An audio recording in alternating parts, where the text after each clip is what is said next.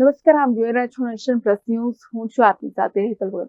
ડભોઈના સૂરજ ફળિયા તળાવ પાસે જુગારધામ પર પોલીસે સપાટો બોલાવ્યો છે, જે પૈકી 8 આરોપીઓ જબ્બે થયા છે. એક ફરાર હોવાની માહિતી સાંપડી રહી છે. ડભોઈ પોલીસ સ્ટેશન વિસ્તારના સૂરજ ફળિયા તળાવ નજીક આવેલા શૌચાલય પાસે જુગાર રમાતો હોવાની ચોક્કસ બાતમીના આધારે એલસીબી પોલીસ દ્વારા અચાનક દરોડો પાડવામાં આવ્યો હતો.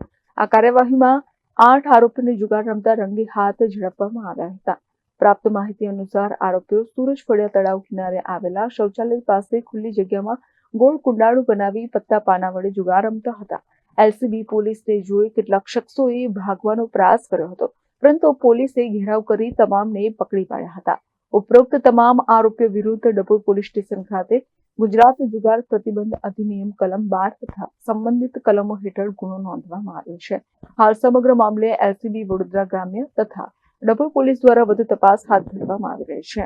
દરોડા દરમિયાન પત્તા પાના વડે જુગાર રમતા કુલ 8 આરોપીઓને રંગે હાથે પકડી પાડવામાં આવ્યા, જે પૈકી ફારૂક હનીફ મંસૂરી, શબ્બીર ઇકબાલ ઘાંચી, લતીફ અબ્દુલ કાદર ત્યાજી, અનિલ રાજુ વસાવા, ઈશ્વર પૂનમ વાઘરી, અરુણ રાવજી તડવી, મહેશ રમેશ વાઘરી, સુરેશ મગનલાલ વાઘરી તથા અન્ય એક આરોપી ફરાર હોવાની માહિતી સાંપડી રહી છે. જેમાં પોલીસ દ્વારા જપ્ત કરાયેલા મુદ્દામાલમાં અંગ ઝડતીમાં ₹63,450, દાવ પરની રોકડ રકમ ₹10,130, કુલ ₹33,580, જ્યારે એક આરોપી સ્થળ પરથી ફરાર બતાવેલ છે, જેને લઈને પોલીસે વધુ કાર્યવાહી હાથ ધરી છે.